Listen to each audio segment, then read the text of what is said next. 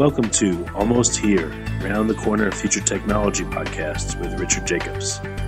Future technologies poised to transform our lives for better or worse are the focus of this podcast. Almost here means these technologies are now here and starting to be used, or just around the corner, from Bitcoin to artificial intelligence, 3D printing, blockchain, virtual reality, and more. Hello, this is Richard Jacobs with the Future Tech and Future Tech Health podcast. And I've got a really great guest today, Robb. He's a two-time New York bestselling author of The Paleo Solution and Wired to Eat. He's a former research biochemist and one of the world's leading experts in Paleolithic nutrition. And he's transformed the lives, my notes say tens of thousands of people, but I would bet it's hundreds of thousands, maybe millions. He's got a top-ranked iTunes podcast, seminar series, and a great all-around guy to talk to. So, Robb, thanks for coming. Hey, huge honor to be here. Thanks for having me. Yeah. All right. Well, tell me a little bit about your background. What got you interested in this whole world of, of nutrition and health? And, hopefully it's not a bad personal experience, but just tell me a little bit about yourself. Yeah, I've always been kind of a science geek, but also pretty interested in athletics. So I was a California state powerlifting champion. I dabbled in Thai boxing. I still do some old guy Brazilian jiu-jitsu. But I was raised in a family that was pretty unhealthy. Both of my parents smoked. My dad drank a lot. My mom had what we now recognize as being kind of a interwoven complex of autoimmune diseases, mainly rheumatoid arthritis being kind of the central feature. But, I looked at how my parents ate and lived and didn't exercise, and it didn't look like a lot of fun. It looked pretty horrible. I actually ended up doing diabetic wound care on my dad's foot as he lost a toe and then part of the foot and then everything below the knee.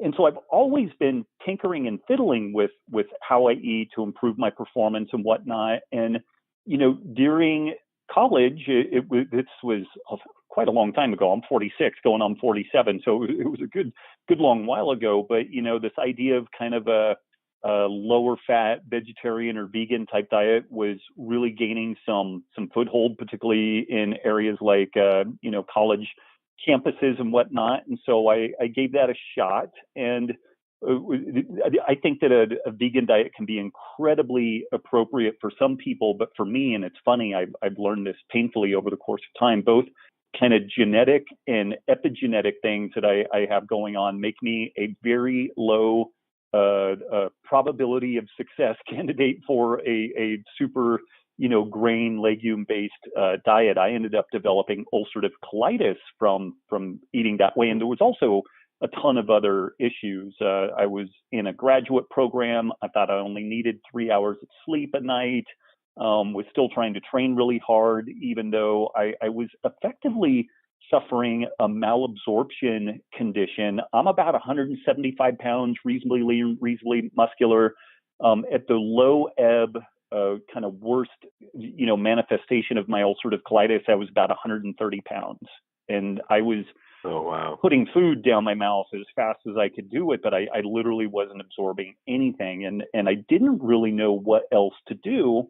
But we discovered that part of my mom's health issues were related to an autoimmune condition called celiac disease, which is a gluten reactivity. And gluten's a protein found in wheat, rye, oats, barley, millet, and a bunch of other things.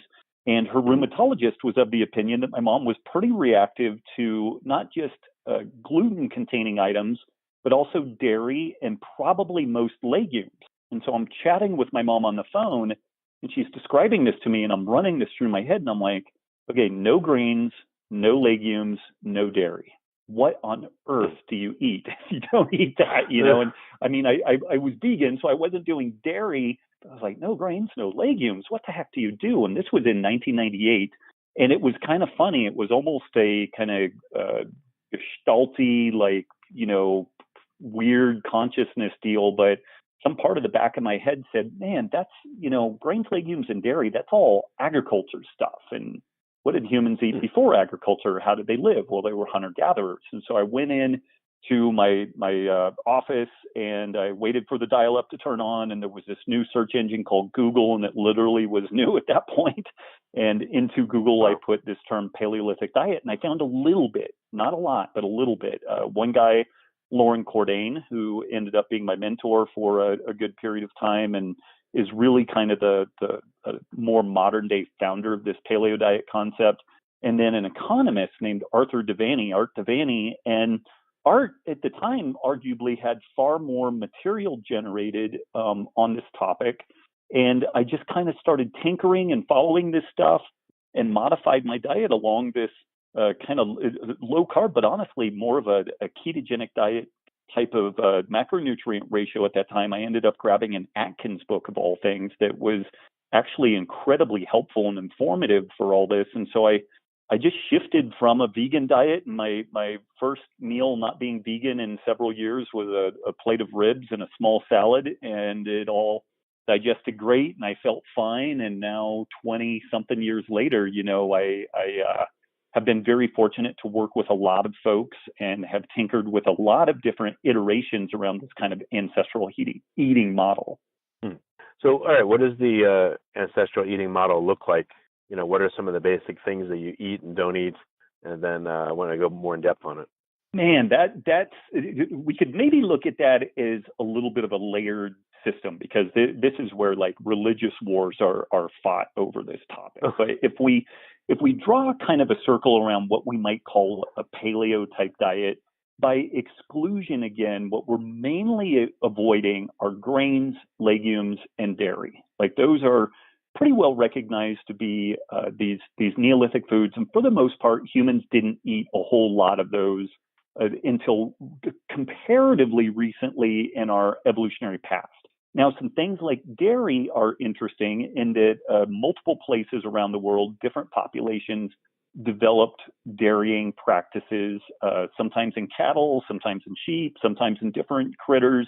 And all of these folks developed different strategies for beneficially adapting to this change. Like they had lactase persistence, where most humans lose the ability to digest lactose after they're children, and by the time they're in adulthood, they can't digest lactose. Virtually anybody who is Asian derivative cannot handle lactose in adulthood, but there are a few populations that do.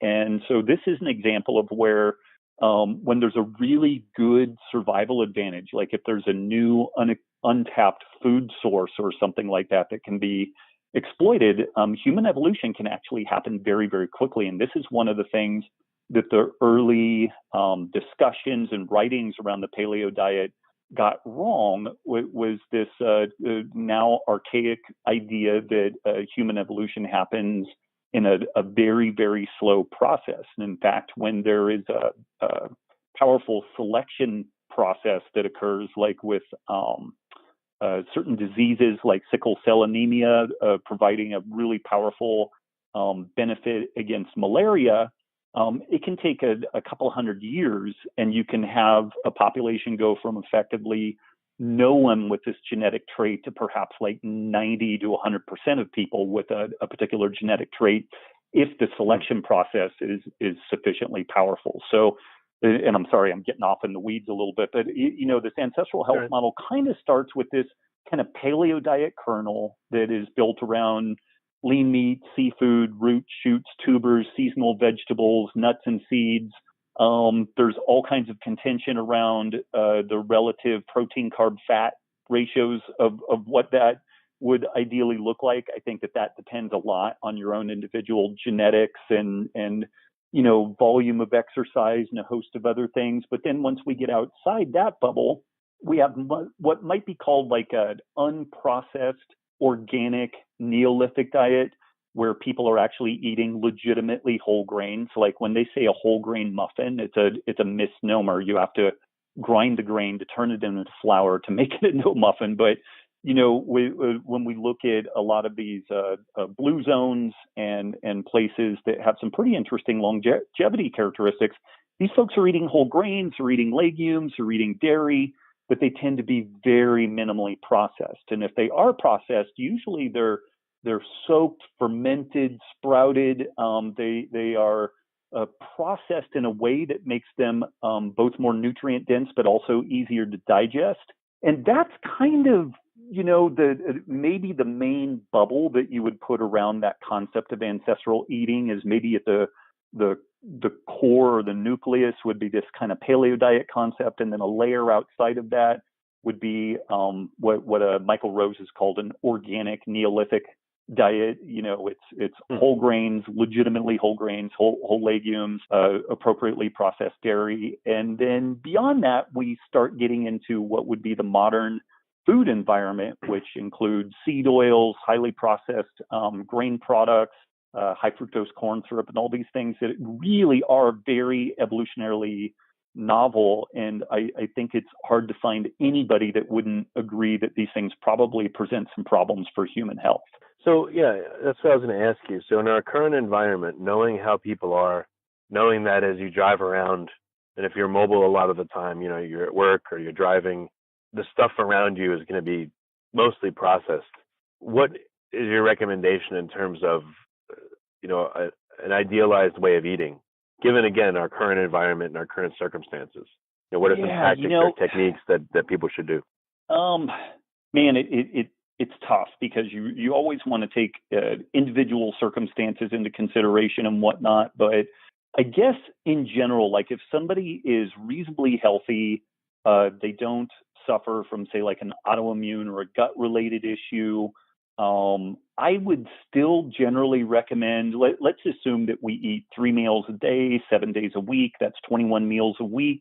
Let's say that maybe 2 meals a week, but, maybe you can kick your heels up and it's some sort of processed grain product like pizza or a sandwich or a dessert or something like that. But I would really make a pretty strong case that the other 18, 19 meals a week should probably be out of this kind of paleo-esque scene. Good protein sources, fat sources from avocados, nuts, seeds, if those are well tolerated, fruits, vegetables, root shoots, tubers being kind of the mainstay. If somebody has a health condition like an autoimmune disease or gut issues, or maybe some other kind of systemic inflammatory issue, they probably need to be pretty tight with their dietary approach and stay much closer to that kind of orthodox paleo approach, maybe even something like a ketogenic diet. So I would say that there is some variability within that story, but in general, I would try to steer people more towards, I think Greg Glassman, the founder of CrossFit, coined this term: meat and vegetables, nuts and seeds, some fruit, little starch, no sugar. And I think that that's a good way to look at this. And, even for myself, I travel a fair amount. If I hit a hamburger joint, I get a hamburger without a bun. I try to get extra veggies and lettuce with it, a couple of pickles. I'll get a coffee, maybe a decaf coffee if it's after about 3:00 in the afternoon. I'll get a regular one if it's a little bit earlier than that. And so even while on the road, that's a pretty easy thing that I can track down almost anywhere. And by ditching the bun, ditching the French fries, I really can kind of stack the deck in my favor. And even though the meat quality maybe isn't the best, the oils that these things are cooked in are not perfectly ideal. It's still a better option overall than having still those same things, plus the bun, plus the French fries, plus a milkshake and that whole story. Yeah, I've when I look at meals now, I kind of look at them that way. How can you make the meal as good as possible? So let's say you were stuck in an Italian restaurant and you got chicken parmesan. You could have literally like no spaghetti or one bite of spaghetti and a big cutlet of chicken, and that would skew the meal a lot more in the right direction. Then, like you said, burger, fries, shake, etc. Yeah, and places like Italian restaurants, Mexican restaurants, oftentimes people feel like these are really difficult to navigate. But both of those places, let's say you're having some sort of a pasta-based meal with some sort of a sauce. Most places are more than happy to grill up a bunch of veggies, put a bunch of veggies in olive oil, cook that, and then throw your marinara sauce over that. And again, to your point, depending on gluten intolerance and whatnot, maybe a couple of bites of a pasta dish may not be that big of a deal. Or if it's the one meal a week that you're kind of kicking your heels up, then not a big deal. But let's say you travel a lot and you need to figure out a way to get some good options. Um, Both Mexican restaurants and Italian restaurants, I actually thoroughly enjoy because they tend to have a lot of vegetables. These tomato-based products tend to be both very nutritious but also very tasty. And all I need to do is ask them to put that stuff over some veggies that they cook. So what, I've spoken to a lot of people in the health world, and I'm seeing, a pattern of what seems to work and what doesn't. But I'm always curious about the tough cases. So, what people have you seen where, they seem to be doing everything right? They're probably reporting what they're actually doing. They're not, faking it, but yet they're having problems. Maybe they've lost weight and they've plateaued, or they can't lose weight, or, So what problems do you see in the outliers? What percent do they make up of the people that you've interacted with, and any insights on how to help those kind of people? Oh man. So definitely things like sleep and stress can be huge factors in the story, without a doubt. Like folks who have shift work, police, military, fire, medical professionals, other folks that do shift work. That's a legitimately difficult situation to deal with because just the nature of shift work, folks tend to become inflamed and insulin resistant, and they will have to be that much more fastidious on the rest of their life, their exercise, their diet. And there's just kind of a reality, like if we want to get somebody really, really lean and they're a shift worker, it's going to be remarkably difficult at some point because the volume of stress that the person is under just from the shift work is going to be a really big deal. Other life stressors can certainly make these things more challenging. But, it's funny. Maybe 3 years ago, I might have been much more, I don't want to say forgiving, but I would have painted this picture as there being much more latitude in problems that could pop up, like hormonal issues and things like that. And it's certainly like low thyroid, someone who has undiagnosed Hashimoto's thyroiditis, that can be a legitimate problem because their metabolic rate is markedly lower than what you would normally expect. But I've hung out with a couple of guys, which either one of them or both of them would be amazing for the podcast. Luis Villaseñor and Tyler Cartwright, they're the founders of a program called Keto Games. And I've seen these folks work with just thousands of people. And folks will say, I'm doing everything right. I'm not losing weight. And they will hold these folks' feet to the fire. And inevitably, what it ends up boiling down to is they're overeating. They're doing one meal that they just don't stick into their daily macronutrients. They're like, well, if I don't write it down, it doesn't count. I mean, there's all these crazy kind of self-deception things that folks do. But at the end of the day, even though I'm a big fan of low carb and ketogenic diets, I think there are some amazing metabolic benefits to these dietary approaches, particularly for certain folks. There is still a reality that calories matter. And if folks are just fundamentally overeating it's, the weight loss goal, the systemic inflammatory improvements, they're just not going to happen the way that they should. So I would say something like 99.5% of people or so, some number like that. If the goal is weight loss or body composition change, they're doing something wrong with their total caloric load. And it could be that they're eating too little protein. And so they're kind of consistently hungry. There's this concept called the protein leverage hypothesis that puts this idea forward that most organisms try to eat to a protein minimum. And it's because protein-rich foods, whether it's clover for cattle or like meat and seafood for humans, protein-rich foods tend to be very nutrient dense. And so it both within our hormonal system and also the way that the brain regulates our energy status, it senses kind of the protein intake that we have. And if we hit a kind of a minimum level of protein intake, we tend to be satiated and tend not to eat more. Whereas if we are under eating protein, and you can find a lot of different camps where they recommend a very low protein intake, ironically, both from kind of the vegan camp and also constituents within the ketogenic diet camp are protein phobic. They're afraid of things like insulin-like growth factor and mTOR, and I think that they've turned these things into boogeymen. And what happens is whether you're eating a high-carb, low-protein diet or a high-fat, low-protein diet, if it is too low in protein, you will continue eating other food because you're trying to find the adequate nutrition for your body. And so your sense of appetite is just not satisfied. So I would say in general, if folks are not achieving body composition changes that they want, they're overeating. And probably the first place to look is adequate protein intake. All right. So it sounds like for better health, whatever that means to people, weight, body composition, or, other factors, maybe blood markers, a good start would be, a Paleolithic nutrition, perhaps keto. But then if they're having problems, they can get specific, maybe one-on-one help with, with someone that knows what they're doing, that they can get them the rest of the way towards their goals. Yeah, for sure.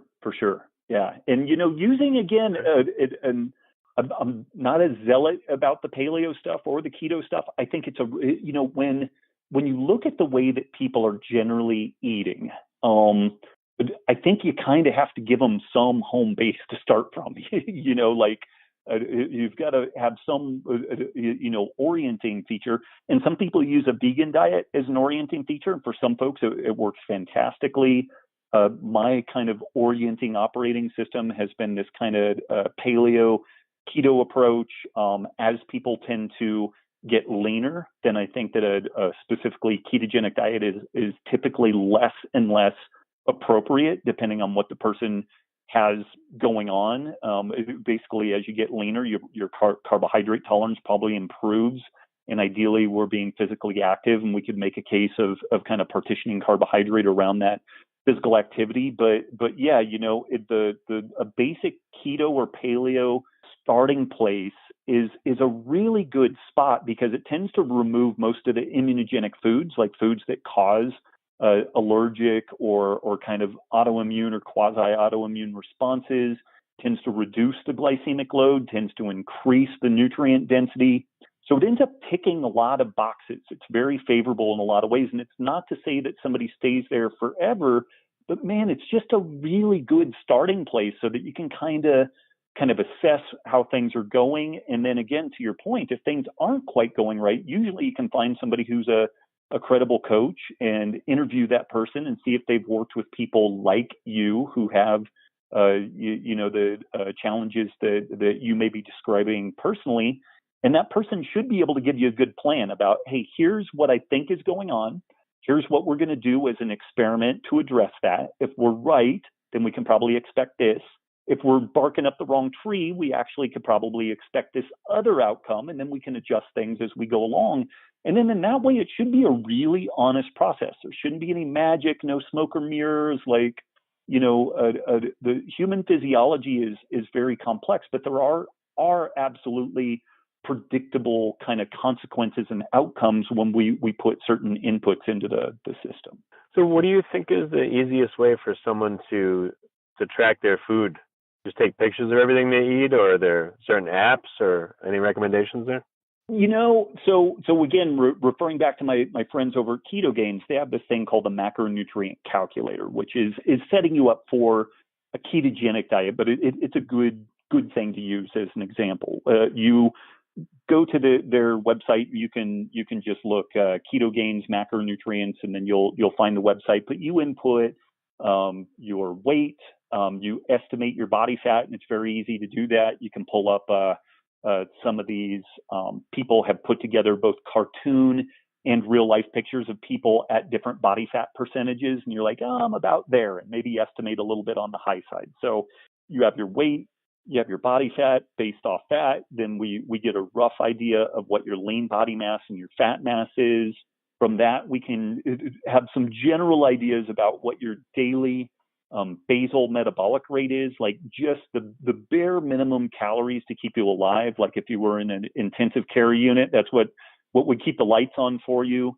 And then from there, you can layer in your physical activity. If you have a really active job, you work in a warehouse and you're running and picking stuff all day, then you're going to be super active. If you're like me, you tend to be more sedentary in general, but you may have some fairly active periods of time, like doing Brazilian Jiu-Jitsu. So you can adjust all that. That'll give you a basic recommendation, both with regards to the amount of protein, carbs, and fat to eat in a given day. And then from that, you've got a basic caloric load. From there, what I recommend that folks do is they figure out a couple of foods that they eat and they like, and they figure out how to weigh and measure the appropriate amount for those foods or those meals.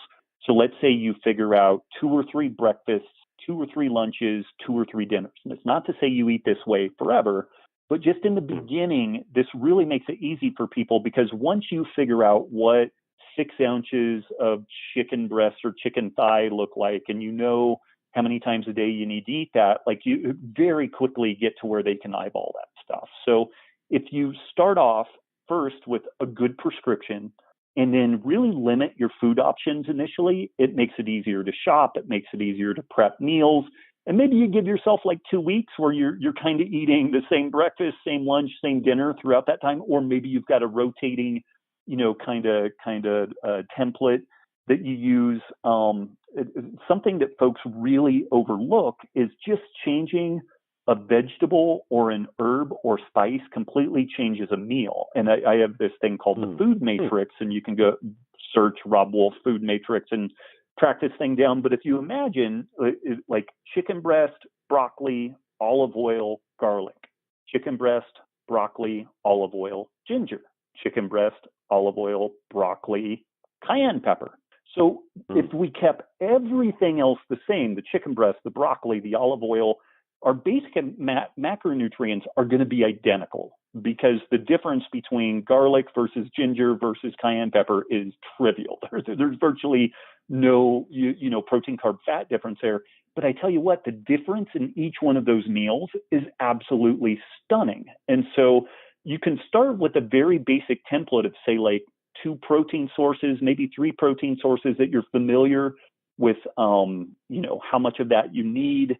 You could, if you've got a macronutrient allotment, protein, carbs, fat, and a total caloric load, you could do something crazy like just divide it by 3 and eat 3 balanced meals throughout the day. Like, people do all kinds of crazy stuff, like stacking more calories post workout and everything, and that's fine. But honestly, that is that's getting the final like 1 or 2%, whereas doing all this other work is the main 90%, like that 80-20 rule. That's where you're getting all the benefit. But in that way, we're starting at a benchmark that we can assess. Like, is this calorie load appropriate for me? Is this protein, carb, fat load appropriate for me? We're going to experiment and test that. And then we start with a very simple meal template built around a couple of proteins, a couple of vegetables, some fat sources, and then, having a really aggressive assortment of seasonings makes that process really easy, because again, garlic versus ginger versus cayenne versus fennel, that's an entirely different meal, but you're only changing that one final variable. Yeah, that's a smart way to do it. That's really cool. It was an answer that I kind of developed. I don't know if I mentioned this earlier, but we co-founded the first and fourth CrossFit affiliate gyms in the world, like not down the street, but actually in the world. Like the first one, CrossFit North in Seattle, was the first affiliate gym back in 2003. And then when I opened the gym, NorCal Strength and Conditioning, in 2004, we had to really figure out how to make this stuff easy for folks. And people didn't know how to cook, and they didn't want to waste meals, and they wanted to save time. And so it was one day I had a client, and she said, I'm just bored with this stuff. And in the back of my head, I had always done this kind of template of having, protein, veggies, fat, and then I would just tweak the spice, and it was an entirely different meal. And so I drew this out on the board for her. And like, if you do 5 proteins, 5 veggies, 5 fats, 5 spices, it's something like 625 different meals. I forget what a 5x5 matrix is. Wow. I think it's 625. But if you ate only one of those meals a day, you wouldn't see the same meal again for 2 years, basically. And if you get a list of, say, like 5 or 6 proteins, 20 veggies, 5 oils, right, and fats, and then like 30 spices, you end up with like 100,000 different meal combinations off that.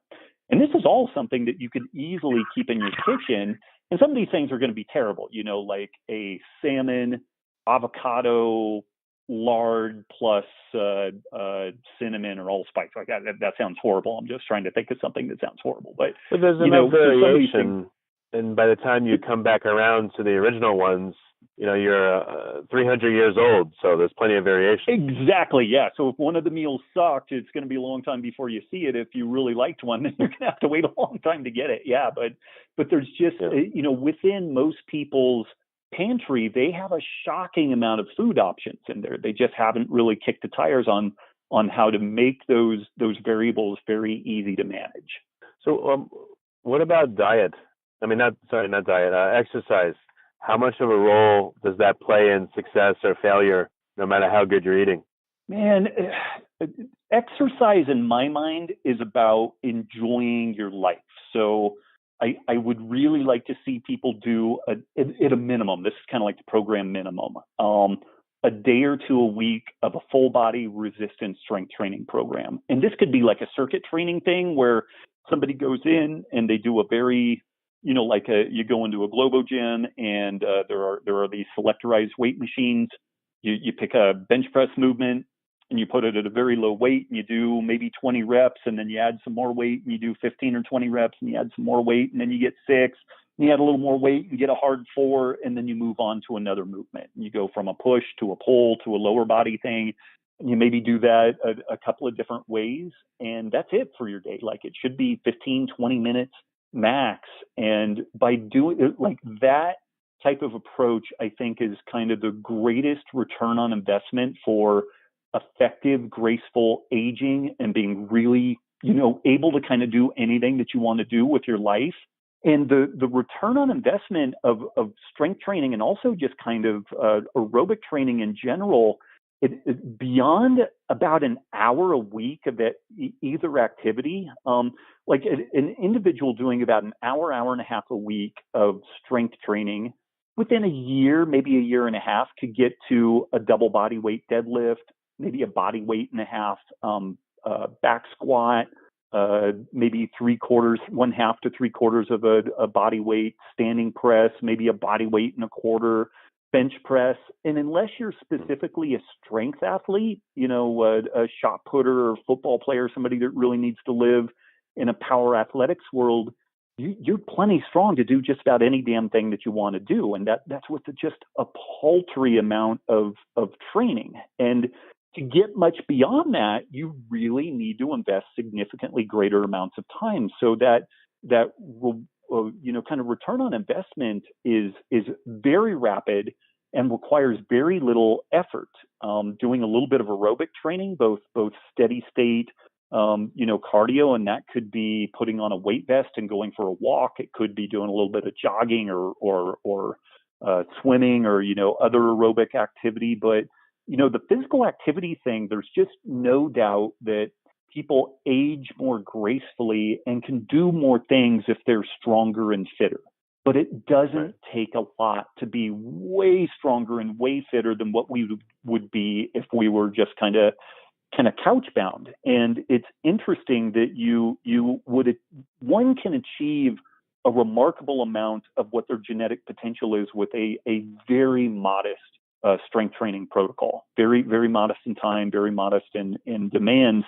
And then to get beyond that, again, like it becomes very labor intensive. And so like my program, I do a little bit of movement throughout the day, the way I've been doing things maybe the last 6 months. So out in my garage, I have a pull-up bar, I have a dip station, I have a squat rack that has some weight on it, I have a hip bridge station, and I'll do some work for 20 or 30 minutes, and I'll get up and go out there and either do a quick circuit of each one of those things, or maybe I just hit one of those things, and then I come back in and do some more work. And then I do that sometimes 5 days a week, sometimes 2 days a week. It's really pretty variable. But in doing that, like I can still do a one-arm chin-up, I can do handstand push-ups.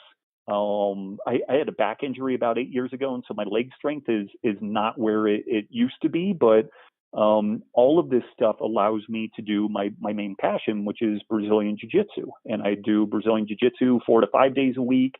And I'll take my dog walking and go hiking with my girls, and I'll put on a weight vest that's 40 pounds, and I'll go stomp around with them, and that's how I get my cardio done.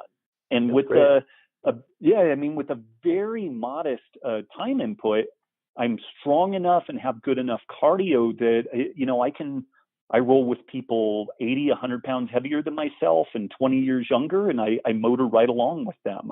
I don't do a super athletic game. I'm never going to win a world championship. I'm not doing one of these super fast-paced games. I do a very relaxed, efficient game. But I mean, I can get in and do a 2-hour jiu-jitsu class and roll with 10 or 15 people, and I'm tired at the end, but I can get up and do it again the next day. And again, I'm knocking on the door to 50 years old, So I really like people to use their strength and conditioning to facilitate doing other things. If you really love being in the gym, then that's great. But honestly, like a little bit of my soul dies when somebody only does the gym scene, because there's so many other cool things to do.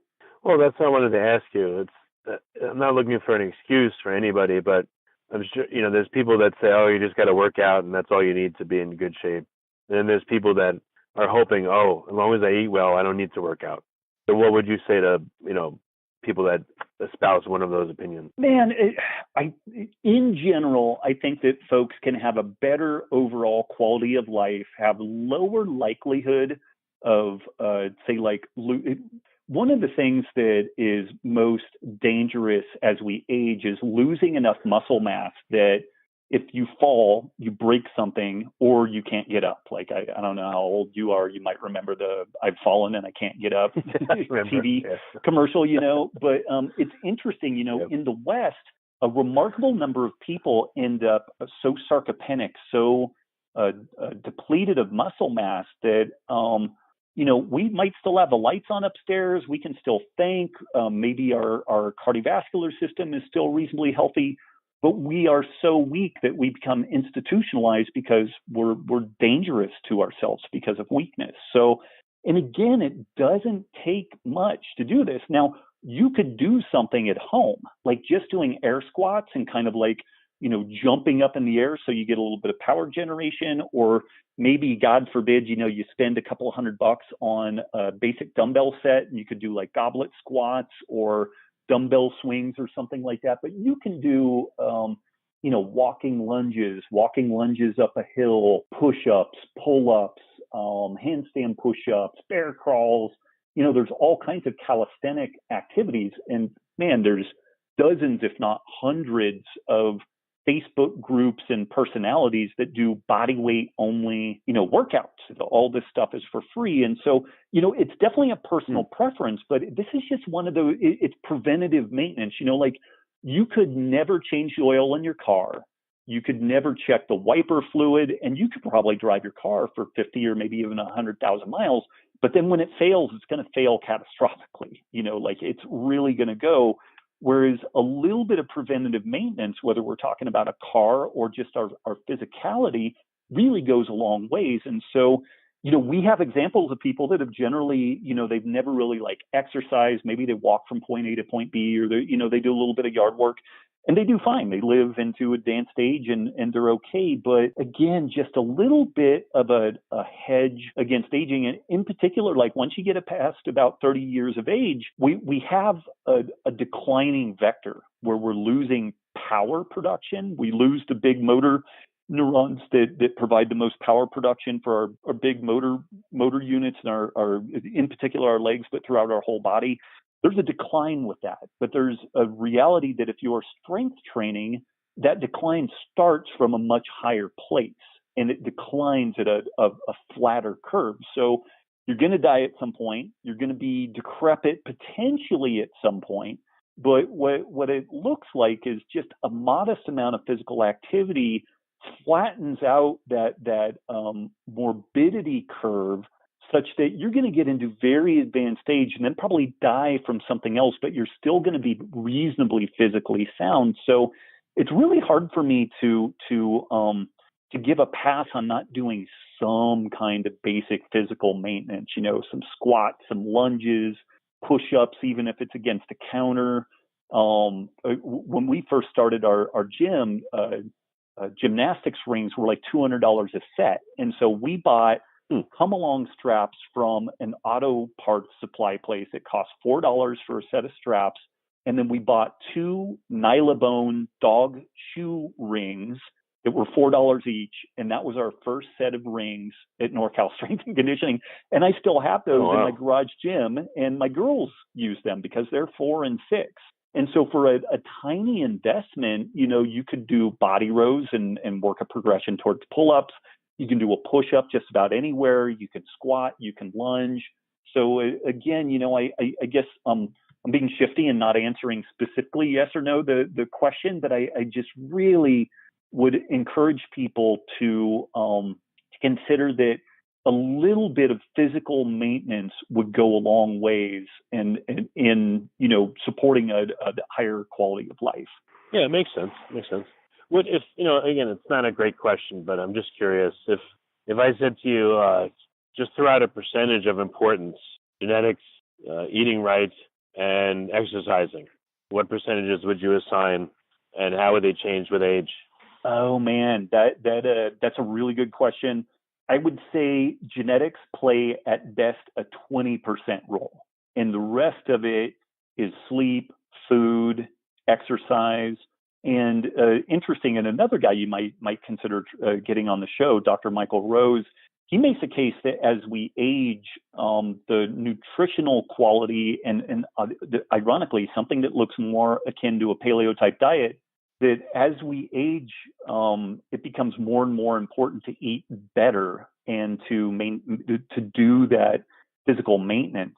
And so at best, and this is where epigenetics come into play, like the way that our genes are actually turned on and off. And so at best, your genetics probably play about a 20% factor in like your overall health, unless somebody has like a specific genetic condition, and clearly that kind of changes things. But the food, the sleep, gut microbiome, social connections, having inadequate social connectivity and social support is as negatively impactful on health as a pack-a-day smoking habit. So like that's really important, and part of the reason like things like yoga and CrossFit and martial arts are really valuable for people, because they get physical activity and kind of social connectivity. But I would say that those other things probably account for like 80% of kind of the value that we're going to have throughout our life.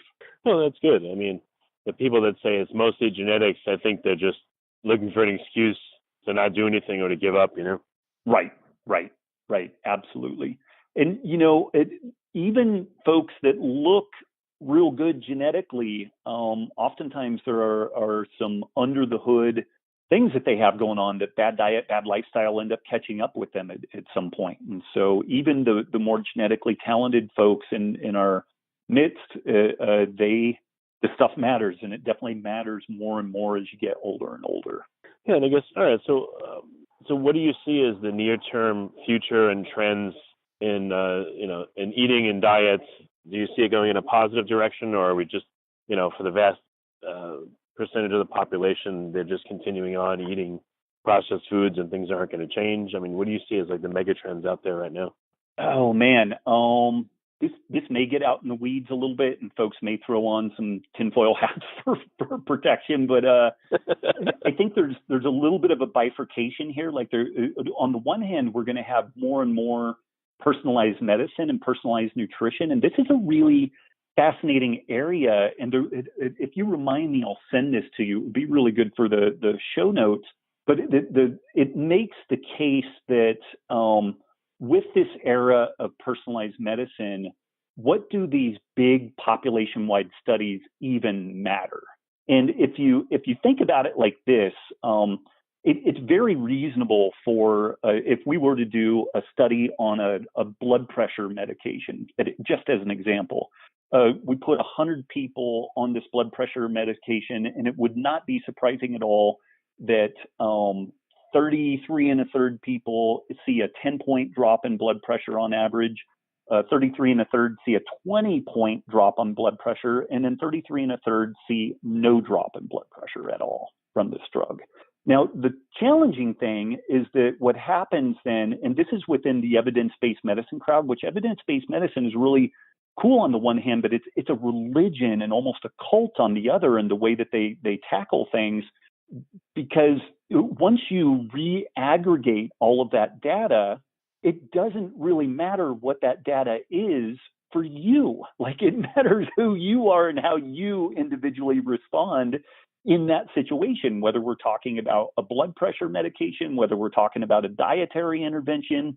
And so to try to do things like reaching statistical significance and try to, see how broadly something applies to a population, we do these big studies and we try to get lots of numbers, but then we end up aggregating things. And unless you happen to be that person that is right in the middle of that bell curve, the recommendations may have little to no benefit, maybe even are harmful. And we see this all the time where medications will go through some pretty complex testing and they look fairly promising.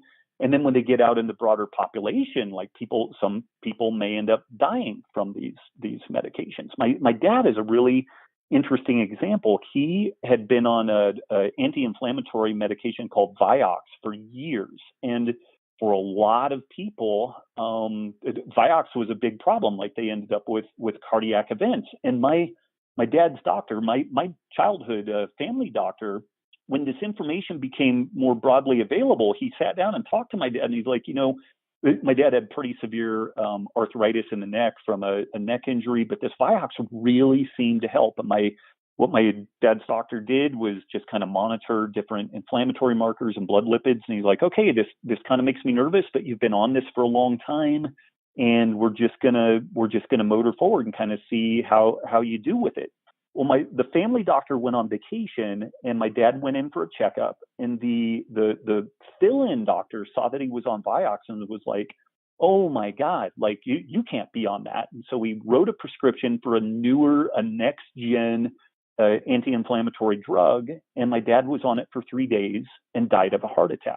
Now, my dad, for the last 15 or 20 years of his life, I swear, every single day was alive. It was borrowed time. Like, so this is where, from a scientifically grounded perspective, it's very hard to draw very many conclusions. But we do know that looking at NSAID anti-inflammatory drugs, like they really increase cardiovascular disease potential, particularly like these fatal cardiac events, like things like ibuprofen are really, really problematic. And Vioxx and some of these other things are kind of derivative out of that and kind of next gen drugs. But it's interesting for my dad, he probably genetically was better suited on that Vioxx, which within a general population was probably generally a more harmful drug.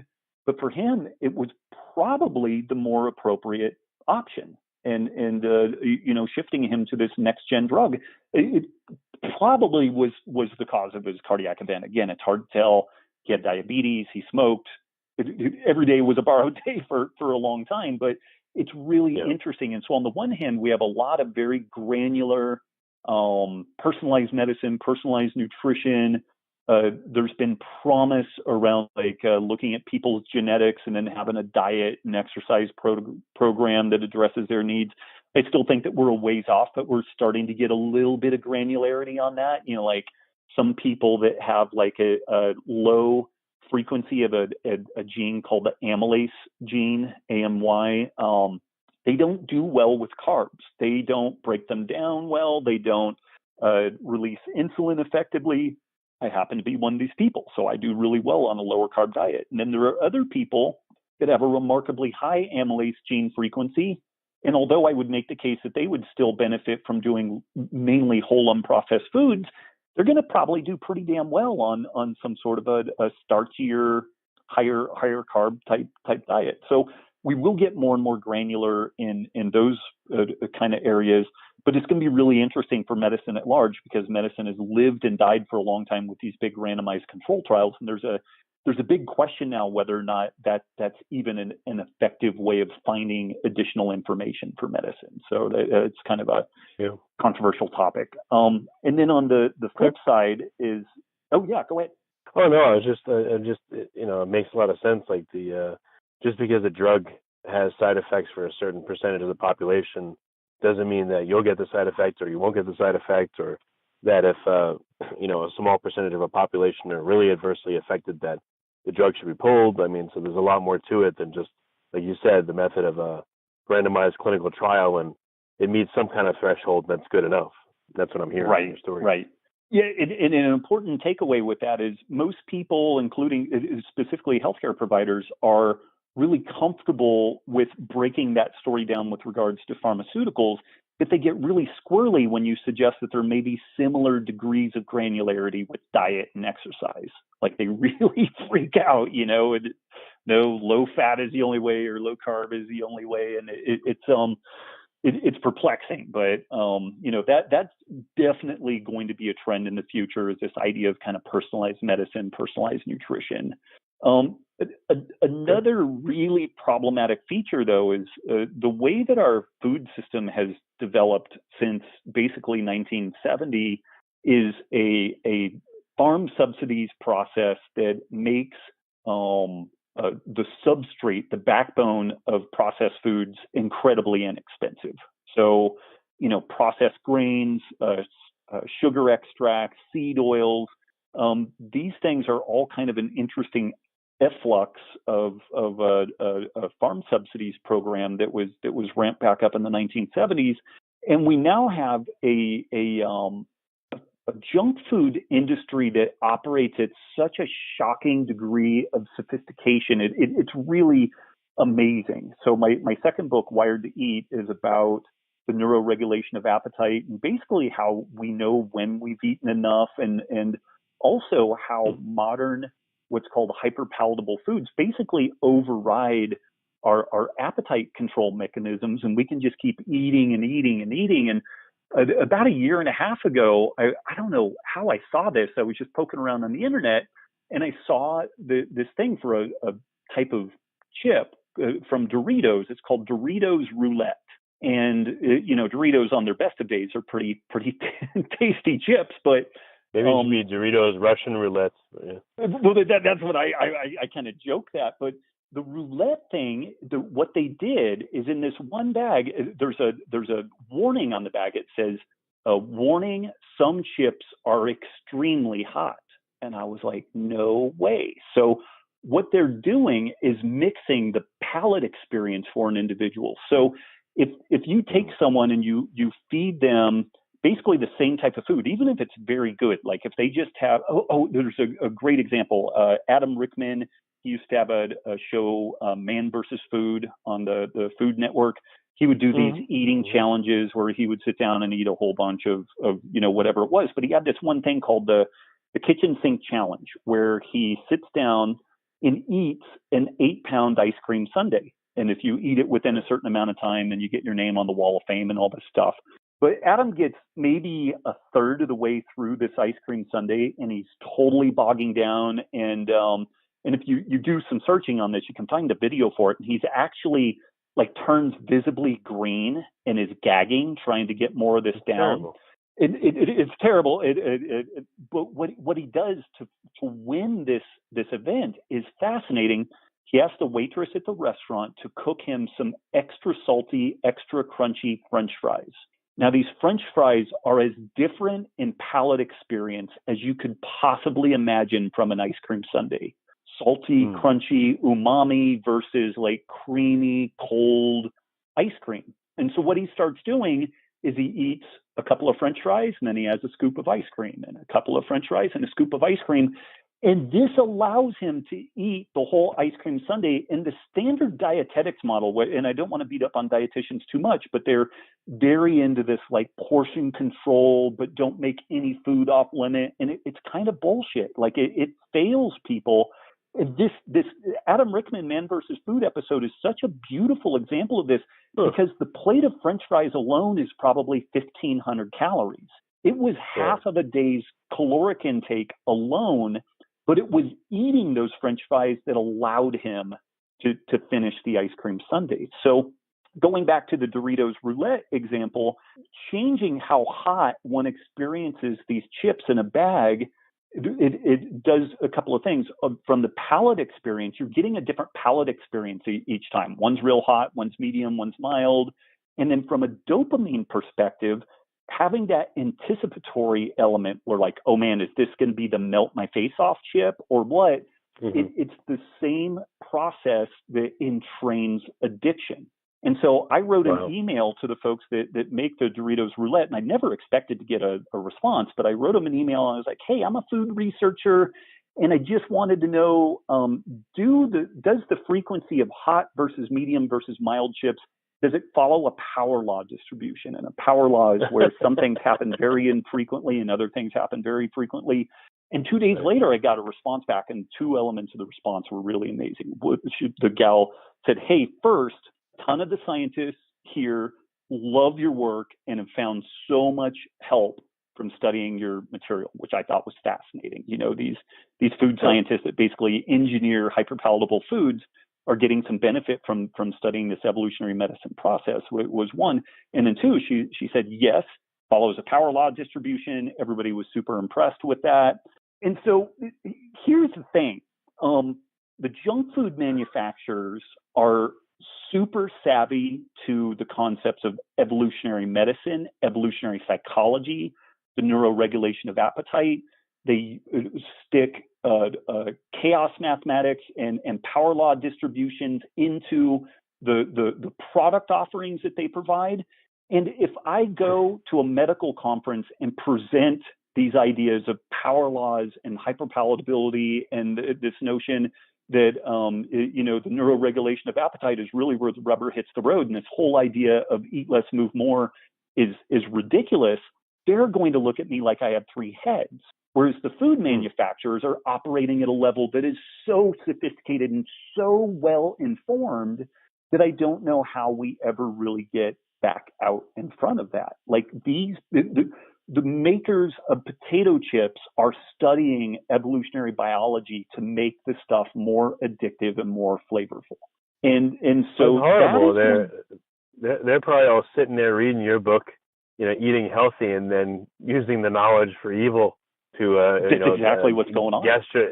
Gastrointestinally enslave the rest of us. Exactly what's going on. Yeah, but I mean, it's if folks think about that for a minute, like the junk food manufacturers, Unilever, which is mainly located in the UK, but they do products around the world. 4 years ago, they allocated like $60 million to evolutionary medicine research to improve the efficacy of their products.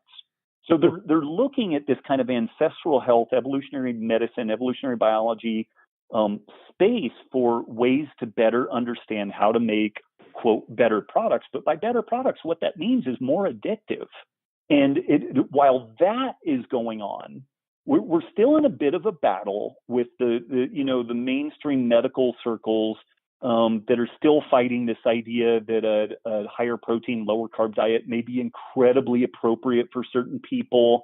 You have dietitians that say, on the one hand, it's disordered eating to exclude whole food groups, which is what they say about, say, like paleo or low carb. But then at the same time, they'll turn around and prescribe vegan diets, which prescribe whole food groups. So, and again, like, I really don't have a dog in the fight on the vegan story. Like, I don't think it's appropriate for everybody. I think that there's challenges, but that's true of a ketogenic diet too. Like, I have this crazy notion that we can get in and experiment, and within maybe a 3 to 6 month period, we can kind of find what's optimal for the individual. So I really don't have a ton of dogs in that fight. Maybe 10% of the people that we work with at the clinic that we have here in Reno, it's a lipidology clinic, maybe 10% of the people there end up on a plant-based vegan diet because of their genetic makeup. They tend to be really prone to hypertriglyceridemia, and a high-fat diet is completely inappropriate for them.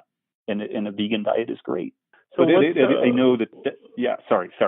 No, it's fine. So what's a generic recommendation for people that want to improve their health?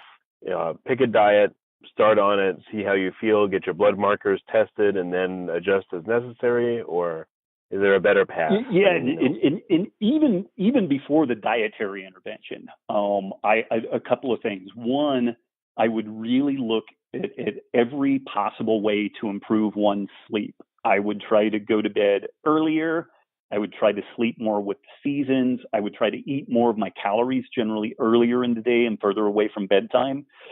If people just did that, let's say somebody's like dragging their feet and like, I'm not going to change my diet. What else have you got for me? If people just did a better job of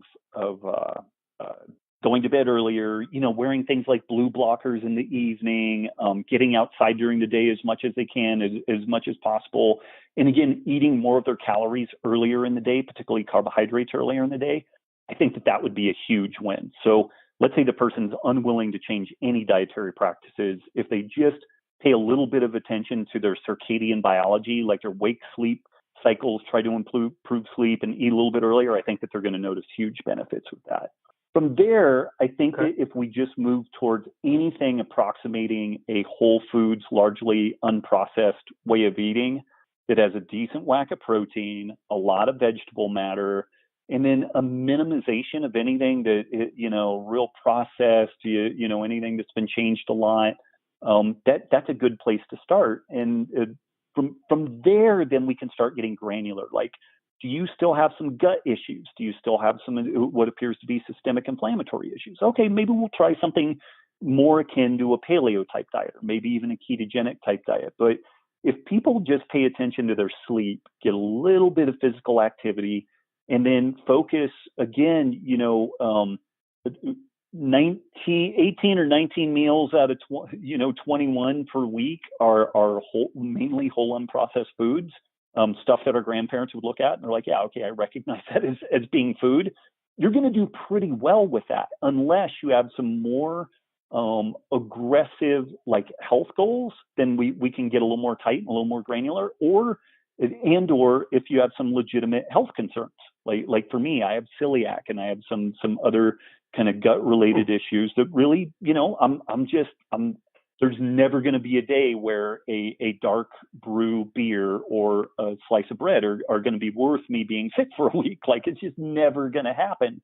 But I'll definitely have like some tequila with lime juice and a little bit of stevia in that with a NorCal margarita. And, every once in a while I'll have some corn tortillas when I go out to Mexican food, because corn doesn't bother me.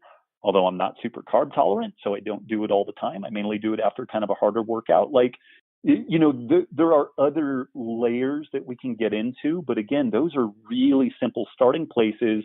And on the blood work, again, like I could ping you a link. Our clinic here in Reno, we have kind of a package that looks at what's called the lipoprotein insulin resistance score, the LPIR score, LDLP, all the standard blood markers. But it's advanced testing, and it really gives us a deep look under the hood with what people have going on. So I could ping you a link for that if people want to look into what kind of the state of the art in advanced testing that really looks at insulin resistance, inflammation, and kind of cardiovascular disease potential. But by looking at insulin resistance, it's also looking down the road at neurodegenerative potential, a host of cancers, like reversing that insulin resistant state really addresses a lot of different features. Okay. Well, that's super helpful. Well, I mean, we've been going on quite a while. You've got a wealth of knowledge.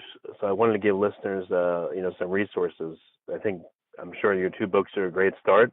Any other recommendations for people that they want to improve their circumstance, their health circumstance, whatever it may be? Oh, man, if you go to robbwolf.com, I have a ton of free stuff. If you sign up for the newsletter, then I start pinging you all kinds of free support material. And I have dining out guides, shopping guides, all that stuff's for free. My really good friends over at Keto Gains, they also have a remarkable amount of free material to, like, if you're more interested in specifically a ketogenic diet and how to get going. If you go to ketogains.com, they also have a paid coaching platform. So if you want more of a concierge handheld process, they absolutely offer that. And it's amazing. If you poke around their Facebook group, the Keto Gains Facebook group, the transformations there are just jaw dropping. It's really, really amazing. But those are definitely two solid resource points for people. And again, there are some paid options, and then about as much free material as you would ever need to get going on what you want to try to achieve. That's great. Well, Robb, I really appreciate you coming on the podcast and being so open about your circumstance, your family's circumstance, and your opinions. And it's been really great talking to you. I really appreciate it. Huge honor being on your show. Thank you so much for considering me and letting me come on. Yeah. You have been listening to Almost Here, a Around the Corner Future Technology podcast with Richard Jacobs. Subscribe to this podcast, post a review to discover more future technologies that are poised to transform our lives for better or worse, such as Bitcoin, artificial intelligence, 3D printing, blockchain, virtual reality, and more.